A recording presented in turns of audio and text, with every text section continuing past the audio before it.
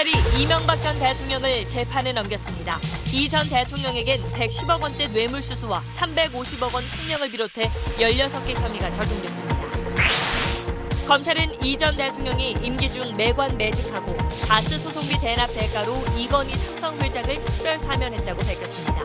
내곡동 사저 매입자금 의혹 수사 때 출처가 소명되지 않았던 벽장 속 현금 6억 원은 김윤옥 여사의 것으로 확인했습니다. 검찰은 차명 재산까지 찾아내 이명박 전 대통령의 범죄 수익을 환수하겠다고 밝혔습니다. 삼성이 평창 동계올림픽 유치 과정에서 IOC 위원들을 상대로 불법, 편법 로비에 나선 정황을 SBS가 확보했습니다. 올림픽위원회 공식 주요 후원사인 삼성이 특정 후보 도시를 지원하는 건 금지돼 있지만 이를 어긴 것으로 드러났습니다. 로비 과정엔 아프리카 로비스트가 관여했는데 이들은 삼성의 로비 자금과 성공 보수를 노골적으로 요구했습니다. 삼성이 검은 거래에 나섰던 건 앞서 이뤄진 이건희 회장에 대한 특별 사면과 관련이 있어 보입니다. 특별 사면을 정당화하기 위해 무리한 로비에 나섰다는 겁니다. 증시 사상 유례 없는 삼성증권의 배당 오류 사고가 있던 지난 금요일 아침 회사 측이 매도 금지를 3차례나 경고했지만 일부 직원들은 이를 듣지 않은 것으로 드러났습니다. 금융감독원이 이번 사태와 관련해 특별점검에 착수했습니다. 김기식 금감원장이 지난 2015년 외유 때 동행한 비서는 인턴이었다며 자유한국당이 특혜 의혹을 제기했습니다. 야당의 공세가 거센 가운데 청와대는 김 원장의 해임은 없다고 밝혔습니다. 성범죄 전과로 전자발찌를 차고 있던 30대 남성이 베트남으로 도주했다가 뒤늦게 붙잡혔습니다. 출국 당시 아무런 제재를 받지 않았는데 현행법상 무단 출국을 막을 수 없다는 게 당국의 입장입니다.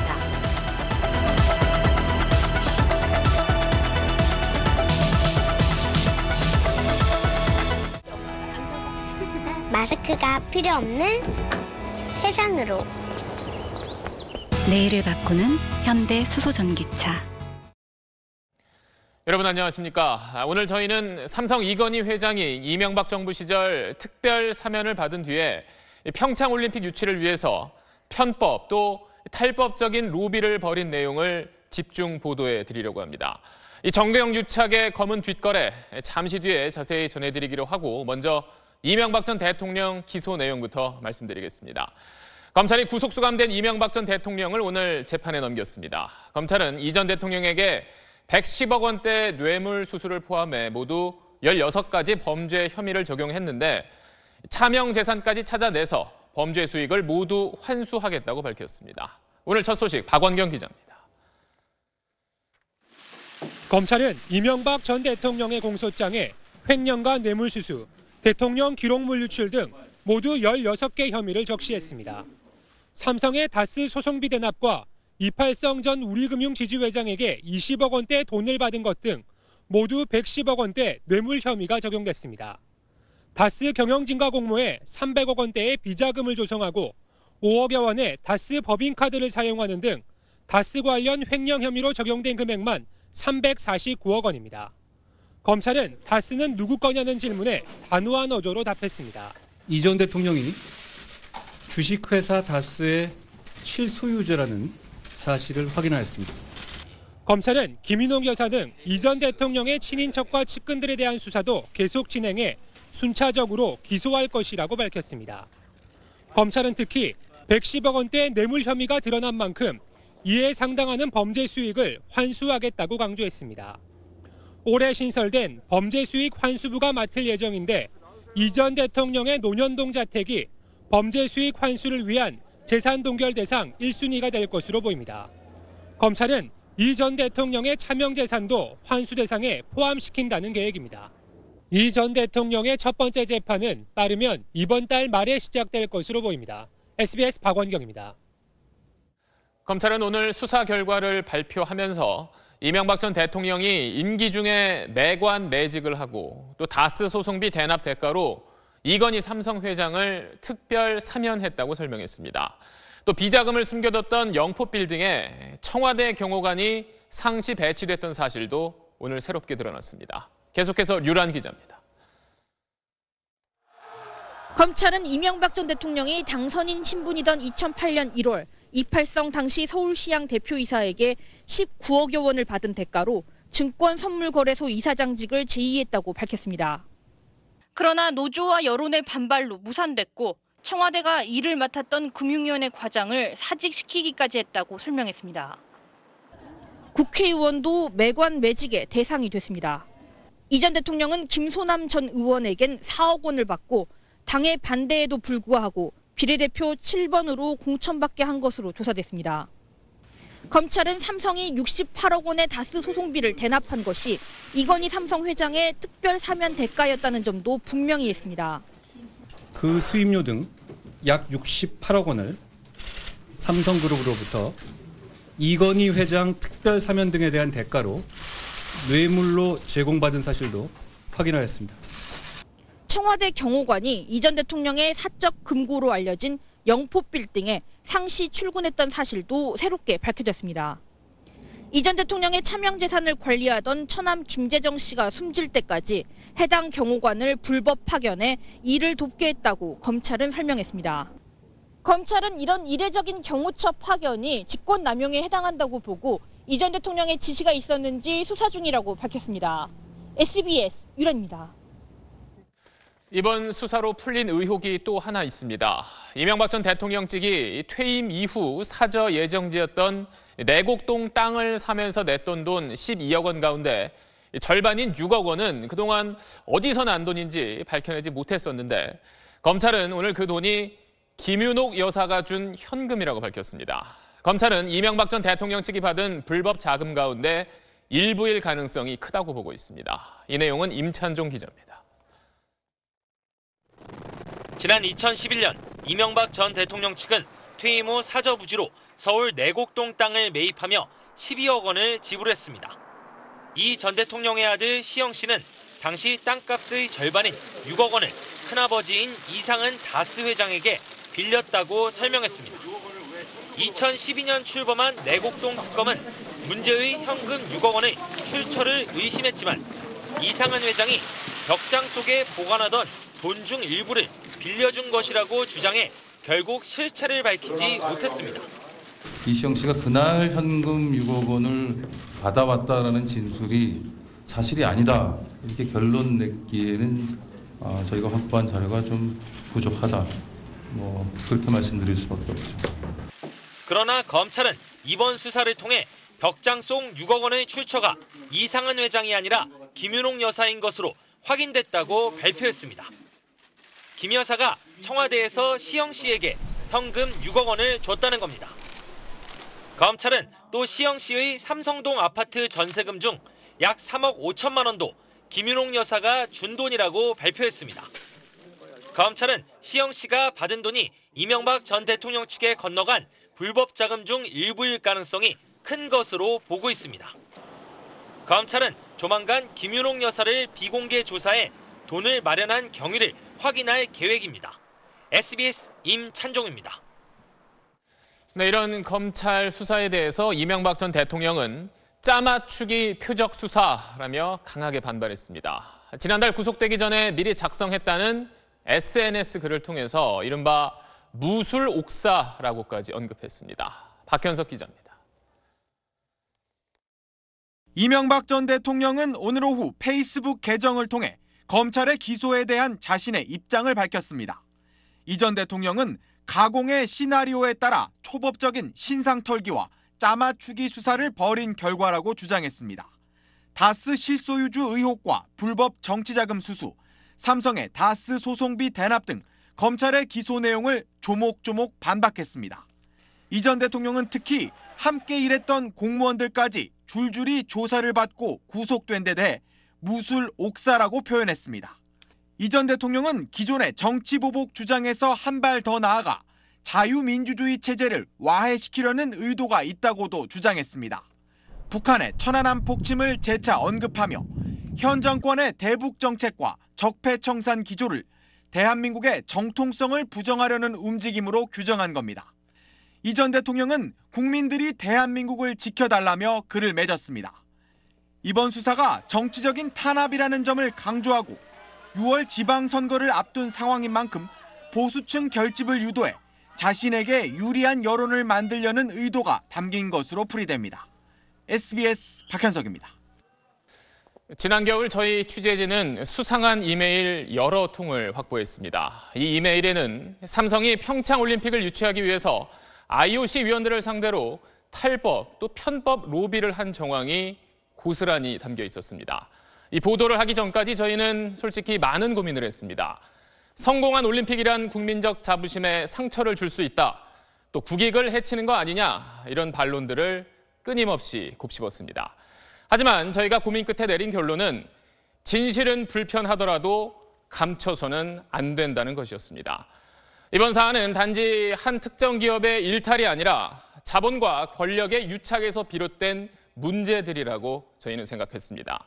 결과를 위해서라면 편법과 탈법을 묵인하고 또 그 과정의 공정성을 무시하는 시대를 이젠 더 이상 반복해서는 안 된다고 SBS는 판단했습니다.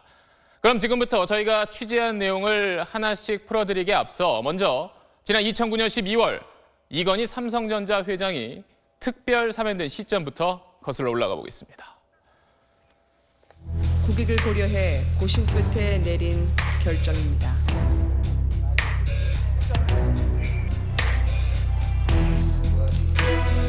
평창 정말 날들어 수고했다 그러는데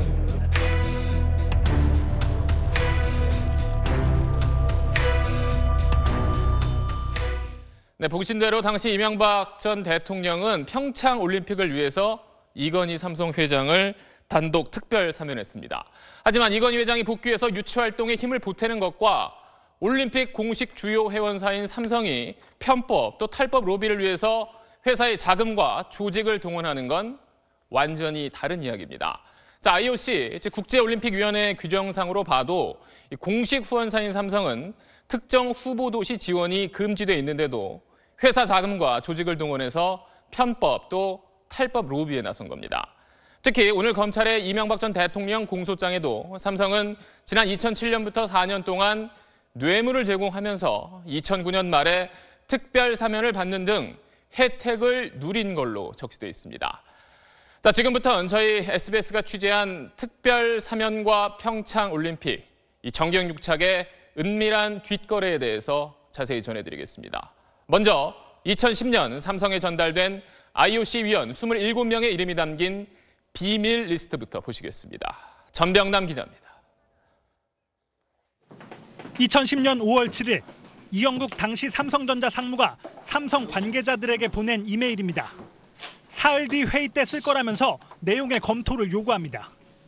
컨피덴셜 리스트, 즉 비밀 리스트라는 제목 아래 영문 이름이 빽빽하게 나열돼 있습니다. 모두 27명. 2010년 당시 국제올림픽위원회 IOC 위원들로 올림픽 개최지 투표권을 가진 사람들입니다. 발신자는 파파 마사타 디악, 국제육상경기연맹 회장이자 당시 아프리카 IOC 위원이던 라민 디악의 아들입니다. 라민 디악의 이름을 앞세운 명단엔 국제육상연맹 전현직 임원들과 아프리카 지역 IOC 위원 12명을 포함한 국제스포츠계 거물들의 이름이 적혔습니다. 라민 디악의 영향력이 미칠 수 있는 IOC 위원들로 파악되는데 삼성은 이 명단을 디악 리스트라고 이름 붙였습니다. 중간에 적힌 프랑스가 진다면이란 문구. 평창의 경쟁 상대이던 프랑스 안씨가 1차 투표에서 탈락하면 포섭할 수 있는 IOC 위원들이란 뜻으로 추정됩니다. 이 리스트의 목적은 당시 삼성 관계자들끼리 주고받은 이메일 안에 더욱 분명하게 드러나 있습니다. 황성수 당시 삼성전자 상무가 윤주화 경영지원실 사장에게 보고한 이메일입니다. 파파디악과의 미팅 결과라면서 파파디악을 라민 디악의 대리인으로 세워 리스트 속 26명을 직접 찾아다니며 평창을 위한 로비 활동을 하는 게 라민 디악의 계획이라고 전했습니다. SBS 전병남입니다. 그런데 이 파파디악은 IOC 위원 27명의 명단만 삼성 쪽에 보낸 게 아니었습니다. 국제육상경기연맹 후원금과 로비 자금 그리고 성공 보수까지 노골적으로 요구했습니다. 저희가 이 돈의 전체 규모를 계산해 봤더니 정확히 얼마인지 모르는 이 성공 보수를 빼고도 약 1,200만 달러, 우리 돈으로 140억 원이나 됐습니다. 계속해서 이한석 기자입니다. 파파디악이 삼성 측에 IOC 위원 27명의 명단을 보내고 18일 뒤인 5월 25일 파파디악이 당시 삼성전자 황성수 상무에게 보낸 이메일입니다. 제목은 Strictly Confidential, 절대적 기밀이라며 보안을 강조합니다. 파파디악은 IAAF, 국제육상경기연맹과 삼성 간 후원 계약 액수를 제시합니다. 국제육상연맹 주관대회인 다이아몬드 리그에 삼성이 2010년 250만 달러, 2011년과 12년 각각 350만 달러씩 총 3년간 950만 달러, 당시 환율로 환산하면 우리 돈 110억 원을 후원해달라고 합니다. 또 자신의 아버지인 라민 디악 국제육상경기연맹 회장의 정치 홍보자금 150만 달러, 약 17억 원을 요구합니다. 그러면서 이 돈은 자신의 컨설팅 회사와 사적으로 계약하자고 제안합니다. 떳떳한 돈이 아니라는 걸 암시하는 대목입니다. 파파디악은 나아가 2011년 1월부터 6월까지 캠페인 비용 150만 달러를 요구했습니다. 2011년 7월엔 남아공 더반에서 올림픽 유치 도시 선정 투표가 있었습니다. 따라서 직전 6개월 동안의 로비 활동비를 의미한 것으로 보입니다. 그리고 또 눈에 띄는 단어가 있습니다. Success Fee, 성공 보수입니다. 평창 유치가 확정됐을 때 받는 금전적 대가를 의미하는 것으로 추정됩니다. 즉 파파디악이 요구한 돈은 금액을 명시하지 않은 성공 보수를 제외하고도 1250만 달러, 우리 돈 140억 원입니다. SBS 이한석입니다.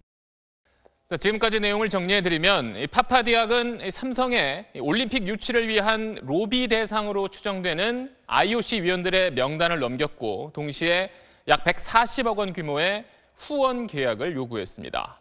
방금 보신 대로 콕 찍어서 국제육상연맹이 주관하는 대회를 후원해달라고 했는데 그렇다면 삼성은 이런 요구를 과연 들어줬을지 정경윤 기자가 확인해봤습니다. 국제육상연맹이 주관하는 다이아몬드 리그 영상입니다. 2010년 8월 파리에서 열린 대회 이름 앞에는 삼성이 붙어 있습니다. 삼성 다이아몬드 리그. 전 세계 주요 도시에서 육상 경기를 치르는데 경기장 곳곳에도 삼성의 배너가 노출됩니다. 2010년부터 12년까지 3년간 삼성의 로고는 다이아몬드 리그에 이런 방식으로 등장했습니다.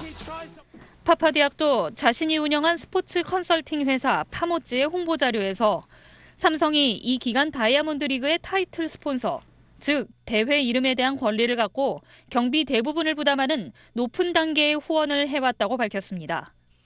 파파디악이 2010년 7월 30일 삼성 다이아몬드 리그 계약 성사를 홍보하는 이메일을 삼성 측과 공유한 걸로 볼 때 계약은 이쯤에 성사된 것으로 보입니다. 삼성전자는 SBS의 취재에 세계 육상연맹의 공식 파트너로서 정식 계약을 체결하고 3년간 후원했다고 밝혔습니다. 그러면서도 자세한 내용은 끝내 확인해주지 않았습니다. 파파디악이 요구한 대로 140억 원대의 돈이 전달됐는지 확인하기 위해 특히 후원 규모를 물었지만 여기에 대해선 답변을 내놓지 않았습니다. 세부 계약 내용은 계약 시 통상적으로 삽입되는 비밀 유지 조항 때문에 밝히기 어렵다면서 스포츠 마케팅과 글로벌 사회공헌 차원에서 후원한 것이라고 설명했습니다. SBS 정경윤입니다. 그렇다면 삼성이 거래했던 파파디악과 라민 디악 이 두 사람이 어떤 인물인지도 좀 알아봐야겠습니다. 아버지와 아들 사이인 이 두 사람은 국제 스포츠계의 거물급 인사로 상당한 영향력을 행사해온 걸로 알려져 있는데 최근에는 수사 대상에 올라 있습니다. 특히 리우와 도쿄 올림픽 개최지 선정 과정에서 금품을 받은 혐의도 받고 있습니다. 이 내용은 이현영 기자가 취재했습니다. 파파디악의 뒤에는 아버지 라민 디악이 있습니다. 세네갈 출신의 라민 디악은 올해 85살로 1958년 프랑스 챔피언십 멀리뛰기 우승을 차지한 선수 출신입니다. 이후 세네갈 체육부 장관과 국회 부의장까지 역임하고 1999년엔 IOC 위원으로 선출됐습니다. 1999년부터 장장 16년간 국제육상경기연맹 회장이었습니다. 라민 디악의 위세를 등에 업고 아들 파파디악은 국제 스포츠 마케팅 시장에 진출합니다. 파파디악은 지난 2007년 국제육상경기연맹의 마케팅 컨설턴트가 됩니다. 파모찌라는 이름의 컨설팅 회사를 차려 국제육상연맹과 기업들 사이 후원 계약의 대리인으로 나섰습니다.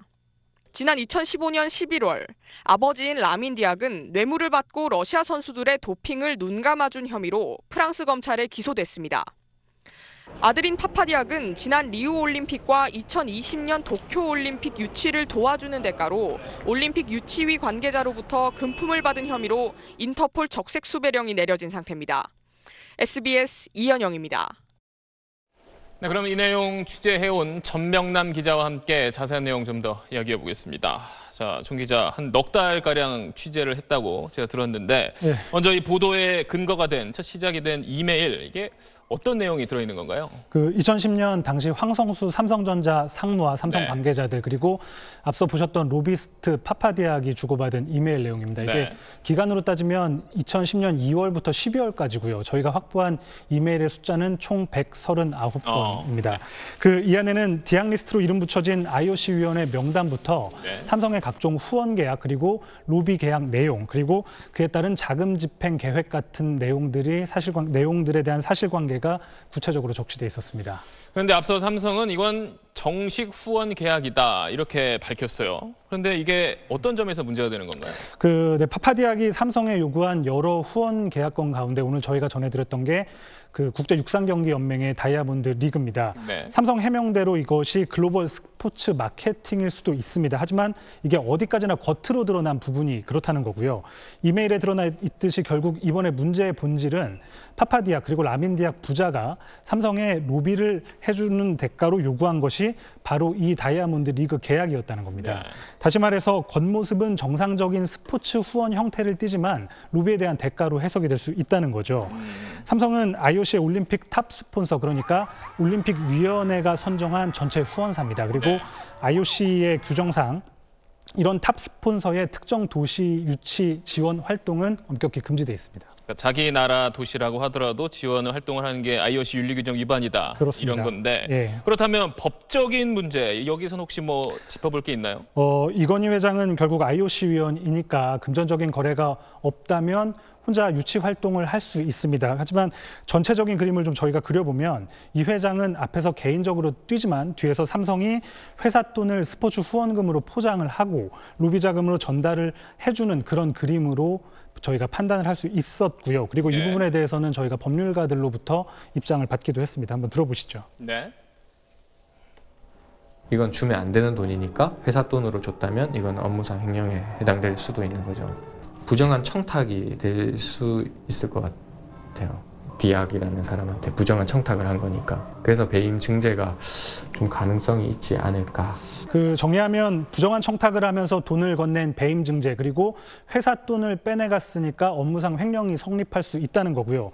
여기에 대해서 IOC의 공정한 업무를 방해했기 때문에 업무방해 혐의에 대한 검토도 가능하다 이런 결론입니다. 실정법을 위반했는지도 들여다볼 소지는 있다는 거네요. 그렇습니다. 네, 알겠습니다. 전병남 기자였습니다. 네, 그럼 여기서 다시 저희 취재팀이 스스로 던졌던 질문을 시청자 여러분과 다시 한번 고민해 보고자 합니다. 이명박 당시 대통령은 평창 올림픽 유치를 위해서라며 이건희 삼성 회장을 특별 사면했습니다. 자, 그렇다면 IOC 규정을 어기고 기업의 자금을 편법 또 탈법적 로비에 활용하는 것까지 그대로 용인하고 또 묵인해야 할지, 또 이런 활동의 대가로 삼성과 이건희 회장이 특별 사면되는 게 과연 정당한 건지 저희는 우리 사회가 함께 고민해 볼 필요가 있다고 생각했습니다. 당시에 삼성도 이런 거래들이 불법적이라는 걸 잘 알고 있었던 걸로 보입니다. 어떻게든 이 후원 계약에서 삼성전자 본사와 파파디악의 존재를 숨기려고 한 흔적들을 이메일 곳곳에서 찾아볼 수가 있었습니다. 이세영 기자입니다. 삼성은 파파디악과 또 다른 후원 계약을 추진하는 내내 삼성이 겉으로 드러나지 않도록 해야 한다는 점을 여러 번 강조합니다. 황성수 상무도 이 부분에 대한 검토를 윗선에 집중적으로 보고합니다. 삼성이 직접 표면에 나타나는 위험을 최소화하는 차원에서 제1기획과 제3자 계약 추진, 표면상 파파디악의 관여가 나타나지 않음, 최종 계약 직전엔 삼성과 라민디악의 연결고리가 없다는 점을 강조하며 어떻게든 디악 부자와 접촉한 사실을 지우려고 했습니다. 순수한 스포츠 발전을 위해 후원하는 기업 행동이라기엔 석연치 않습니다. 아주 그렇게 자기들도 빠져나갈 구멍을 만들어 놓고 했네요. 직접적인 거래가 아니고 그런 우회적인 방법, 일종의 약간의 세탁하는 방법을 택하는 것이 아닌가. 당시 삼성은 이건희 회장의 유치 활동을 돕지 못해 안타까웠다는 대외적인 입장을 밝혀왔지만 실은 이 회장 개인 돈이 아닌 회사 자금이 IOC 위원 매수 로비에 쓰였다는 걸 삼성의 이메일은 보여주고 있습니다. 또 이 회사 자금이 여러 올림픽 유치 도시 선정 과정에서 금품을 거래한 의혹을 받고 있는 로비꾼에게 넘어간 걸로 추정되는 겁니다. 더군다나 올림픽 유치 도시 선정 투표는 익명으로 진행되기 때문에 파파디악이 제시한 리스트의 IOC 위원들이 평창에 투표했는지도 확인할 수 없어 눈먼 로비나 다름없었습니다. SBS 이세영입니다. 저희는 좀 더 정확한 내용을 파악하기 위해서 이 삼성과 디악 쪽 사이 거래를 전담한 걸로 보이는 두 사람, 바로 이 파파디악과 삼성의 황성수 전 상무의 이야기를 직접 들어보기 위해서 여러 경로로 접촉을 시도했습니다. 이 두 사람이 취재진에게 어떤 반응을 보였는지 민경호 기자가 전해드립니다. 메일 주소, 영문 이름 써니 황. 황성수 당시 삼성전자 상무입니다. 파파디악과 이메일을 주고받고 직접 만나기도 한 삼성의 IOC 로비 의혹 핵심 인물입니다. 황 전 상무는 또 삼성의 정유라 말로비 사건으로 항소심에서 징역 1년 6월에 집행유예 2년을 받은 인물이기도 합니다. 이메일 내용을 확인하기 위해 서울 근교에 있는 자택을 찾아갔습니다. 계신가요? 누구 찾아오셨죠? 황성수 씨요. 어디십니까? 한 남성의 목소리가 들렸지만 기자라고 밝히자 만남을 거절합니다. 지금 만날 수 없습니다. 전화를 걸고 문자와 SNS로도 연락했지만 답이 없었습니다. 연결이 되지 않아 삐 소리 후 소리샘으로 취재 요청 편지도 보내봤지만 봉투째 기자에게 돌아왔습니다. 세네갈에 있는 파파디악에겐 먼저 이메일을 통해 연락했습니다. 혹시나 하는 마음으로 8년 전 삼성과 소통했던 개인 G메일 주소를 이용했습니다.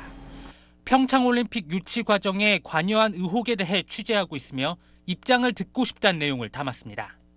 메일을 보낸 지 반나절 만인 현지 시각 낮 1시쯤 답장이 왔습니다. 짧지만 의미심장했습니다. 인터뷰를 하지 않겠다, 화가 난 듯한 표현을 써가며 소송을 걸 수도 있다고 답했습니다. 거듭 인터뷰를 요청하자 자신의 얘기는 듣지도 않고 하는 말들은 불명예스럽다면서 질문을 미리 보내면 인터뷰를 생각해보겠다고 했습니다. 취재진은 IOC 위원들에게 평창 지지를 설득한 적이 있는지, 삼성과 도움을 주고받았는지 등을 물었습니다. 하지만 파파디악은 질문지를 받고 나서부턴 답이 없습니다. 황성수와 파파디악, 사건 실체에 대한 질문이 나오자 완전히 연락을 끊고 잠적하는 똑같은 반응을 보이고 있습니다. SBS 민경호입니다. 네, 이 내용 취재한 이한석 기자 나와 있습니다. 자, 저희가 앞서 전해드린 대로 핵심 인물인 이 파파디악과 라민디악 부자는 다른 올림픽 개최지 선정 과정에서도 뇌물 받는 혐의가 지금 드러난 인물들 아닙니까? 그렇습니다. 이런 사람들하고 삼성이 이른바 검은 거래를 하면서까지 유치전을 펼친 이유, 이걸 뭐라고 봐야 될까요? 네, 이건희 삼성 회장이 원포인트 특별 사면과 복권을 받을 때 유전무죄, 무전유죄, 또 법치주의 파괴라는 비판이 나왔습니다.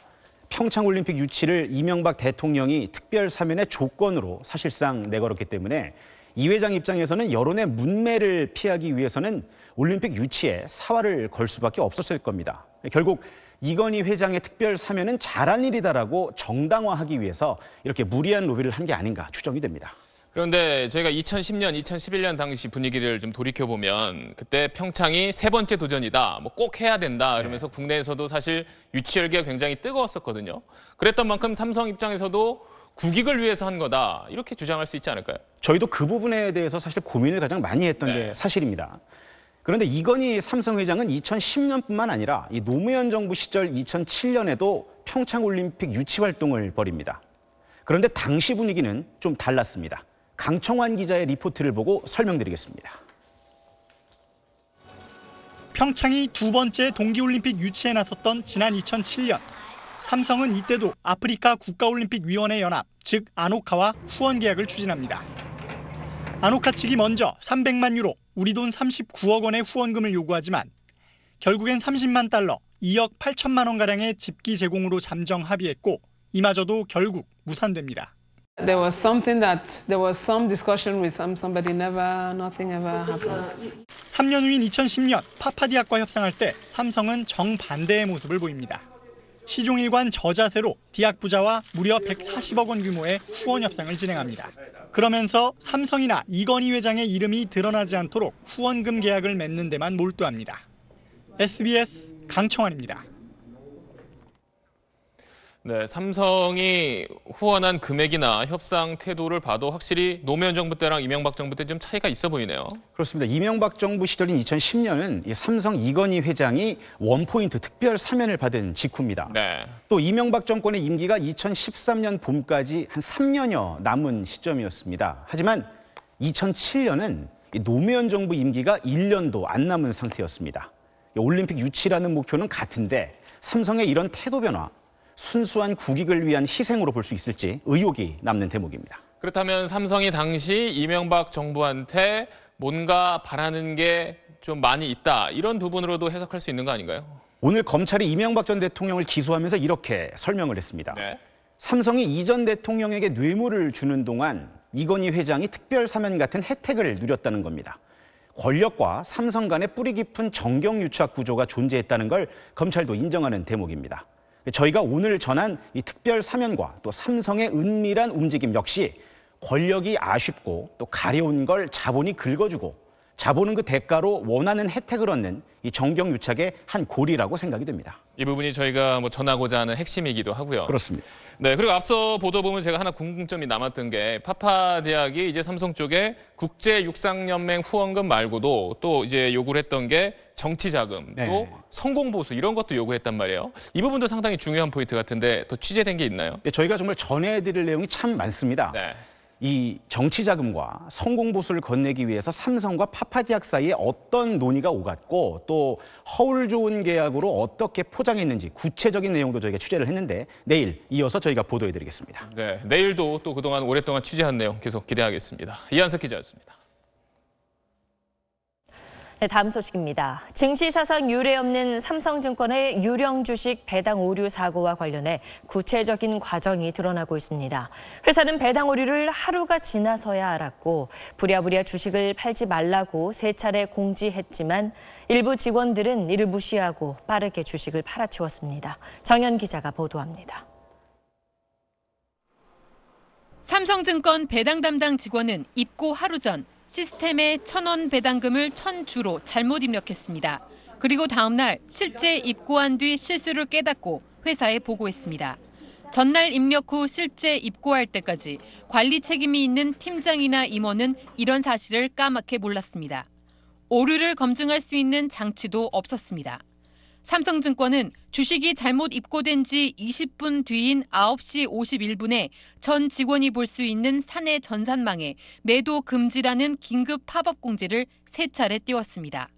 하지만 주식 매도는 입고 직후부터 시작돼 이미 3차례 공지가 나간 이후인 10시 5분까지도 계속됐습니다. 부랴부랴 주문을 못하도록 임직원의 계좌를 강제로 정지시켰지만 이미 501만 주나 팔려나간 뒤였습니다. 실제 잘못된 주문을 차단하는 시간은 10시 08분입니다. 그래서 37분이 소요됐기 때문에 위기 대응이라는 차원에서도 신속하게 대응이 이루어지지 못한 문제점이 있다고 파악하였습니다. 삼성증권에 접수된 일반인 피해 신고 건수는 현재까지 180건이 넘었습니다. 금융위원회와 한국거래소는 삼성증권 일부 직원들이 사고 당일 주가 하락을 예상하고 선물 거래를 통해 이익을 챙겼을 가능성에 대해서도 조사에 들어갔습니다. SBS 정연입니다. 김기식 금감원장 논란과 관련해 자유한국당이 당시 해외 출장에 동행한 보좌진이 정책비서가 아닌 인턴이었다며 특혜 의혹을 추가했습니다.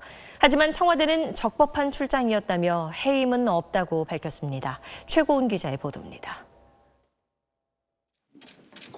김기식 금감원장이 2015년 5월 대외경제정책연구원 돈을 받아 미국과 유럽을 출장 갈 당시 보좌진 김모 씨가 동행했습니다.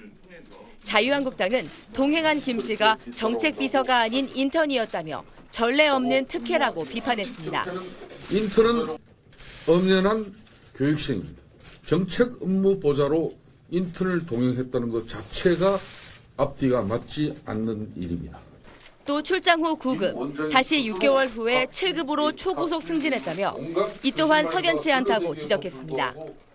바른미래당과 민주평화당은 검찰 수사를 거듭 촉구했고 관망하던 정의당까지 비판에 가세했습니다. 개혁의 칼을 들어야 하는 입장에서 뚜렷이 드러나는 흠결을 안고 제대로 직무를 수행할 수 있을지 의문이다. 야 4당이 모두 공세에 나선 상황. 이번엔 청와대가 직접 반박에 나섰습니다. 제기된 의혹을 다시 들여다봤지만 적법한 출장이었고 국민 눈높이에 맞지 않는다는 지적은 받아들이지만 해임에 이를 정도는 아니라고 못 박았습니다. 의원 외교 차원에서 이루어진 것이거나 관련 기관의 예산이 적정하게 쓰였는지 현장 조사하기 위한 것이었습니다. 김 원장도 의원 시절 비서와 인턴을 구분하지 않고 소관 부처별로 담당자를 뒀고 결혼이 생길 때마다 내부 승진을 시켰다며 의혹들을 일축했습니다. SBS 최고은입니다. 지난주 SBS는 동국대 일산병원 직원 간의 심각한 데이트 폭력에 대해 보도했습니다. 가해 의사의 폭행을 징계하지 않은 병원 대처도 지적했는데 이에 대해 병원 측은 병원 밖에서 발생한 데이트 폭력이고 개인 문제로 봤다는 공식 입장을 냈습니다. 그럼 이런 병원의 대응이 적절한 건지 살펴보겠습니다. 먼저 2년 전 피해 간호사와의 면담에서 병원 측은 지금 입장과는 정반대의 견해를 밝히기도 했습니다. 먼저 신정은 기자입니다. 동국대 일산병원은 폭행 의사에 대한 징계를 논의하지 않은 점에 대해 병원 내의 업무상의 문제가 아니라 당사자 집에서 발생한 데이트 폭력이었기 때문이라는 입장을 밝혔습니다. 법률 자문가의 자문에 따랐다고도 덧붙였습니다. 2016년 2월 피해 간호사는 당시 진료부장이던 현 병원장이 참석한 가운데 병원 관계자들과 면담을 가졌습니다. 이 자리에서 병원 관계자들은 직원이 병원 외부에서 폭행 사건에 연루됐더라도 징계가 마땅하다는 의견을 밝힙니다. 원래 해산소 있잖아요. 근데 직원 간에 그런 거잖아요. 밖에서 때리고 안에서 내보세요. 그냥 잘리는 거죠.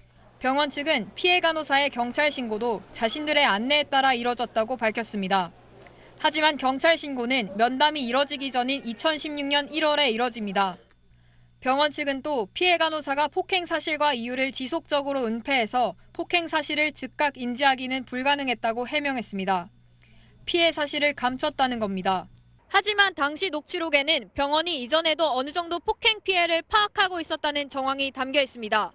수방사도 지금 모르는 거예요. 아는데 일단 최근에 일어난 폭행은 원 외에서 일어난 거기 때문에 이제 혼자 해결을 잘 했으면 하는 것 같더라고요. 공식 입장과 다른 면담 내용의 사실 확인을 위해 SBS는 동국대 일산병원에 취재를 요청했지만 병원 측은 이를 거부했습니다. SBS 신정은입니다. 이번 사례처럼 같은 직장 동료 사이에 벌어진 데이트 폭력인데도 개인 일로 치부돼 조직 차원의 조치가 잘 이루어지지 않는 경우가 많습니다. 전문가들은 주변에서 보다 적극적으로 개입해야 피해자를 보호할 수 있다고 입을 모읍니다. 이어서 원종진 기자입니다. 조선대는 의학전문대생 간 데이트 폭력을 개인 일로 치부했다가 뒤늦게 잘못을 인정하고 가해 학생을 제적시켰습니다. 가해자와 같은 공간에서 일하기 때문에 피해자는 힘들고 가해자가 상급자일 경우 피해자는 더 고립될 수밖에 없습니다. 계속 이런 식으로 관계가 지속되다 보면은 결국에는 의사결정의 능력이 있던 사람도 아이들처럼 결국은 생각이 바뀌고. 동국대 일산병원에서도 가해 의사와 피해 간호사의 소속 부서는 다르지만 병원 내엔 같은 학교 출신인 가해 의사의 지인이 상당수였습니다. 2016년 병원 측과 피해 간호사의 면담에서도 이런 어려움이 제기됐습니다.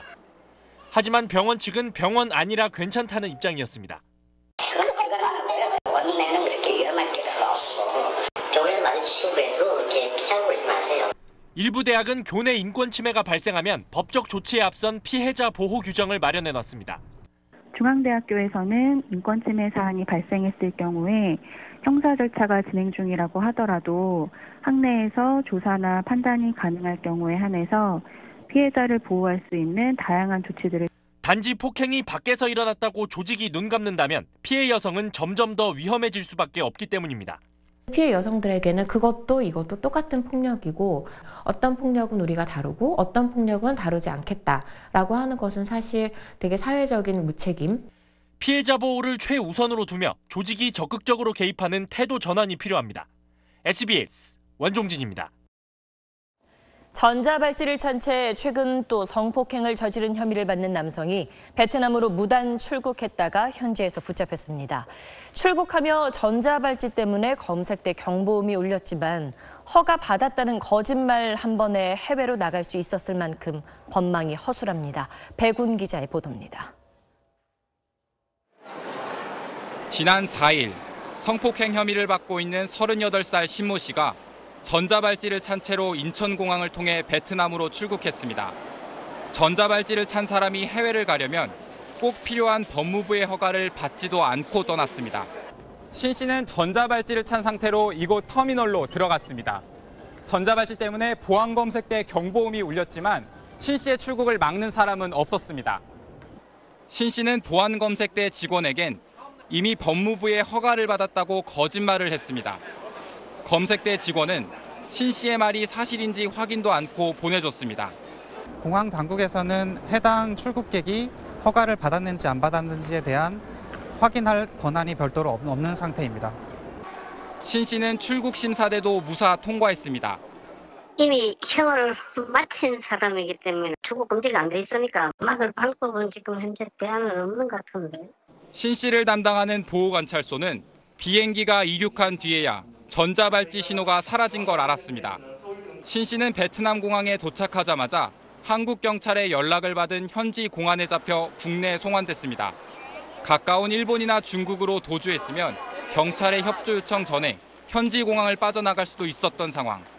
법무부는 전자발찌 착용자 무단 출국이 처음 있는 일이라며 출국 심사 절차의 허점을 인정했습니다. SBS 배군입니다. 서울시가 종로에 자전거 전용 차로를 만들어 어제 개통했습니다. 개통 뒤 첫 평일인 오늘 익숙한 시민이 아직은 많지 않은데 자전거 차로를 점령한 오토바이와 차량들이 눈에 많이 띄었습니다. 노동규 기자입니다. 서울 도심 한복판 종로에 자전거 전용 차로가 생겼습니다. 도로가에 폭 1m 남짓 색을 칠해서 일반 차로와 구분했습니다. 광화문 우체국 앞 종로 1가에서부터 종로 6가 교차로까지 2.6km 구간에 걸쳐 조성됐습니다. 자전거를 이용해온 시민들은 환영하는 기색입니다. 생기니까 좋은 것 같아. 이쪽 길로 많이 갔거든요. 동대문 쪽으로 갈 때. 힘들어. 청계천을 다녔죠. 훨씬 낫네. 하지만 별도의 분리대가 없이 색으로만 구별해 놓다 보니 위험한 상황이 자주 나옵니다. 오토바이에 점령당하는가 하면 커다란 버스가 지나가기도 하고 한참 동안 주정차한 차량도 적지 않습니다. 자전거 이용자들은 주정차 차량에 가로막혀 위태롭게 도로로 비켜가기 일쑤입니다. 계도하러 나온 서울시 교통지도원들조차 멀뚱히 지켜볼 뿐입니다. 눈을 못 보고 앞을 봐야 되니까 빨리 지나가야 돼. 뒤에서 불에서 차 뭔가 하면 칠까봐 난간대를 휘어든도 어찌든 그래야 차가 못 서잖아요. 서울시는 오는 6월 30일까지 자전거 전용 차로를 홍보한 뒤 7월부터 전용 차로를 위반한 차량에 대해 최대 6만 원의 과태료를 부과할 계획입니다. SBS 노동규입니다. 검찰이 이미 확보한 삼성전자 노조 파괴 관련 문건 가운데 종합계획서를 찾은 것으로 전해졌습니다. 검찰은 이 문건을 토대로 삼성의 노조 파괴 공작이 실제로 집행됐는지에 수사력을 집중하고 있습니다. 김기태 기자의 보도입니다. 검찰이 삼성전자 압수수색 과정에서 확보한 외장 하드에 들어있던 노조 파괴 관련 문건은 수천 건에 이릅니다. 검찰은 이 문서들을 확인하는 과정에서 삼성전자가 작성한 노조 파괴를 위한 종합계획서를 발견했습니다. 이 문건에는 삼성의 노조 활동 전반에 대한 단계별 대응 지침이 담긴 것으로 알려졌습니다. 노조를 설립하는 직원들에게는 노조 설립 이후 표적감사 등으로 인사적, 금전적 불이익을 주고 노조가 시위를 벌일 경우 회사 측에서 반대 시위를 기획해 대응한다는 등의 내용이 담긴 것으로 전해졌습니다. 노조에 참여하는 직원들을 회유, 협박하기 위한 구체적 실행 방안도 담긴 것으로 알려졌습니다. 검찰 관계자는 노조 파괴를 위해 상상할 수 있는 모든 방법이 문건에 다 들어있다고 설명했습니다. 금속노조와 시민단체는 오늘 기자회견을 열고 지난 5년 동안 묵혀온 삼성그룹의 노조와의 의혹을 성역 없이 수사할 것을 촉구했습니다. 이 종합계획서가 어떻게 실행됐는지를 확인하기 위해 최근 삼성전자 서비스 본사를 압수수색한 검찰은 조만간 삼성전자 임직원들을 소환 조사할 방침입니다. SBS 김기태입니다. 폐비닐 수거 거부 문제를 해결하기 위해 환경부가 재활용단체와 만나 정상화를 위해 노력하기로 지난주에 합의했습니다. 하지만 일부 지역에선 여전히 폐비닐이 치워지지 않고 있고 실제 또 다른 재활용단체는 그 합의에 반발하는 기자회견을 갖기도 했습니다. 고정현 기자입니다. 아파트 단지 안에 2주째 재활용 쓰레기가 잔뜩 쌓여 있습니다. 4월 1일 그 전부터 한 거죠. 또 안 가져가는 건 어떻게 해요? 우리도 방법이 없는 거지. 지난주 금요일 환경부와 국내 최대 재활용 단체가 폐비닐 수거 노력에 합의하면서 문제가 해결되는 듯 보였습니다. 하지만 또 다른 재활용 단체가 아직 해결되지 않았다며 반박 기자회견을 가졌습니다. 해결됐다는데 왜 수거 안 해가냐. 수거 운송하시는 그 재활용업체 사장님들은 아주 잠을 못 잘 정도예요. 전화가 막 얼마나 많이 오는지. 환경부와 대화 한 번 못했는데 모든 문제가 해결된 것처럼 호도하느냐는 겁니다. 150개가 넘는 재활용 수거업체로 구성된 이 단체는 수지가 맞지 않아 여전히 폐비닐 등 재활용 수거가 힘들다고 주장합니다. 그러면서 지원을 안 해줄 거면 지자체가 직접 폐비닐을 치우라고 으름장을 놨습니다. 수거업체도 워낙 많고 협회나 단체들도 워낙 많기 때문에 다 불러서 그들까지 다 하기로 보는 것도 사실은 거의 어렵다라고 보고 있거든요. 수거업체를 일일이 만날 수도 없는 환경부는 지자체가 우선 수거하는 방안을 마련하고 있습니다. SBS 고정현입니다. 광주 5.18 기념재단과 5월 단체들이 과거 5.18 왜곡 조직에 가담한 의혹을 받는 서주석 국방부 차관에 대해 책임 있는 결단을 촉구한다며 사퇴를 요구했습니다. 5.18 단체들은 서 차관이 5.18 왜곡 조직에 참여한 건 큰 오점이고 어떤 역할을 했든 책임에서 자유로울 수 없다고 지적했습니다. 서주석 차관은 여러 차례 진솔한 사과와 해명을 드린 바 있다며 사실상 사퇴 요구를 거부해 5.18 단체들과의 충돌이 예상됩니다.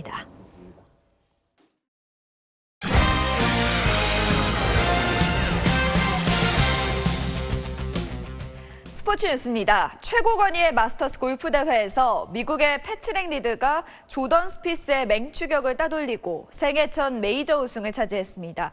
오거스타에서 김영선 기자가 취재했습니다. 세 타차 선두로 최종 라운드에 나선 리드는 스피스의 거센 추격을 받았습니다. 9타나 뒤져있던 스피스가 무려 9개의 버디쇼를 펼쳤는데 16번 홀 10m 버디 퍼트로 공동 선두까지 치고 나오자 관중의 함성은 절정에 달했습니다. 흐름이 스피스 쪽으로 기우는 듯 했지만 리드는 흔들리지 않았습니다. 14번 홀 이 버디 퍼트 한 방으로 스피스의 추격을 따돌렸습니다. 마스터스 역사에 남을 대역전극을 노리던 스피스는 마지막 18번 홀에서 보기로 무너져 3위에 그쳤습니다. 리키 파울러도 리드를 한타차까지 따라갔지만 리드는 끝까지 파를 지켜 그린 재킷의 주인공이 됐습니다. 합계 15언더파로 생애 첫 메이저 정상의 감격을 맛본 리드는 우승 상금 21억 원을 받았습니다. I'm just happy to be up here. One of my biggest goals was to, compete in a major and to win golf tournaments. 리드와 챔피언조에서 대결한 맥킬로이는 커리어 그랜드슬램 달성을 이루지 못하고 공동 5위에 머물렀습니다. 김시우는 1언더파 공동 24위를 차지했고 9m 이글 퍼트를 선보인 타이거 우즈는 3년 만에 복귀전을 공동 32위로 마쳤습니다.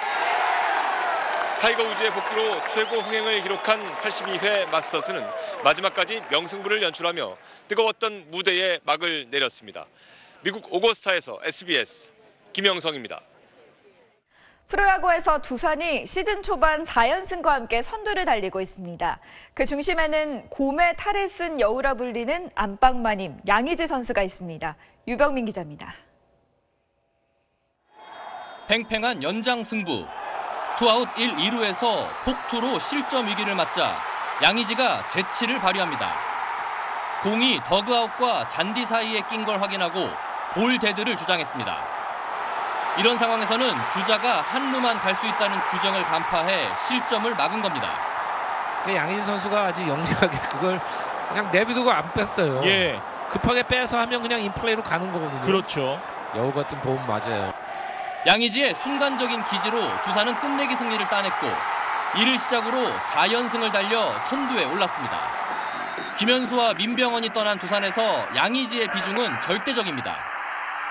안방을 지키며 투수들을 이끌고 있고 타석에선 타율 1위에 불방망이를 휘두르고 있습니다. 올 시즌 뒤 FA가 되는 양의지가 두산에 남아주길 바라는 팬들의 헌정 노래까지 등장했습니다. 제발 좀 담아줘요 양의지. 꽃샘 추위에 비까지 내리면서 웃지 못할 장면이 속출했습니다. 강풍에 쉬운 뜬공을 놓치기 일쑤였고 그라운드가 비에 젖으면서 공을 뒤로 흘리기도 했습니다. 이런 가운데 LG는 롯데를 상대로 올 시즌 첫 트리플 플레이를 완성했습니다. SBS 유병민입니다. 세계선수권에서 남자 컬링 대표팀이 4위에 올랐습니다. 아쉽게 첫 메달은 놓쳤지만 역대 가장 좋은 성적을 냈습니다. 대표팀은 동메달 결정전에서 스코틀랜드를 만났습니다. 6대2로 뒤진 오엔드, 스킵 김창민 선수의 마지막 샷이 실패하며 메달과 멀어졌습니다. 상대 빨간 스톤을 안쪽으로 밀어넣고 밖으로 튕겨나가면서 한 번에 넉 점을 더 빼앗겼습니다. 결국 8엔드가 끝난 뒤 대표팀은 패배를 인정했습니다. 그래도 한국 남자 컬링 사상 처음으로 세계선수권 4강에 오르며 세계 순위도 역대 최고인 8위까지 끌어올렸습니다.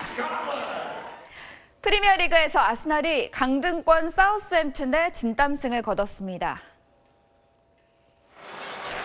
아스날은 2대2로 팽팽히 맞선 후반 36분, 데니 웰백의 골로 승기를 잡았습니다.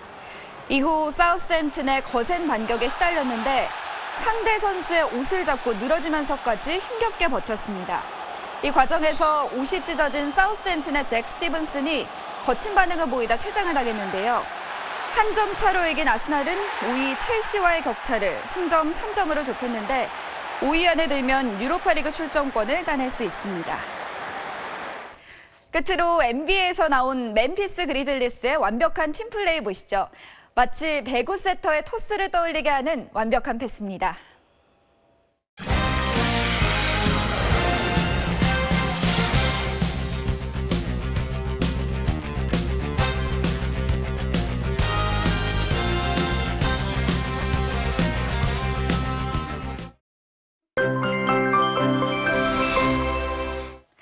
내일은 하루 새 기온이 크게 오르겠습니다. 오늘 아침 서울이 0도 가까이 떨어지면서 봄치고는 꽤 추웠지만 내일은 아침에 9도에서 한낮에는 20도를 웃돌겠습니다. 내륙으로 갈수록 일교차가 커진다는 점 염두에 두셔야겠습니다. 다만 화창한 하늘은 조금 아쉽습니다. 점차 흐려져 밤에 중부지방부터 비가 내리겠습니다.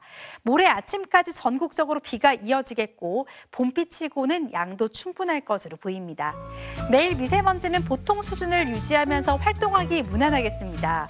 기온은 오늘보다 올라서 전주의 낮 기온 24도까지 오르겠고 오후부터는 바람이 조금 강해지겠습니다. 이번 한 주는 큰 일교차에 유의하셔야겠습니다. 날씨였습니다. 네, 저희는 내일도 평창올림픽 유치 과정에서 삼성이 회사 돈으로 어떤 편법적인 로비를 했는지 또 그게 이건희 회장과 당시 이명박 정권과는 무슨 관련이 있는지 그 불편한 진실을 취재한 내용을 집중적으로 전해드리겠습니다. 월요일 8시 뉴스 여기서 마칩니다. 고맙습니다.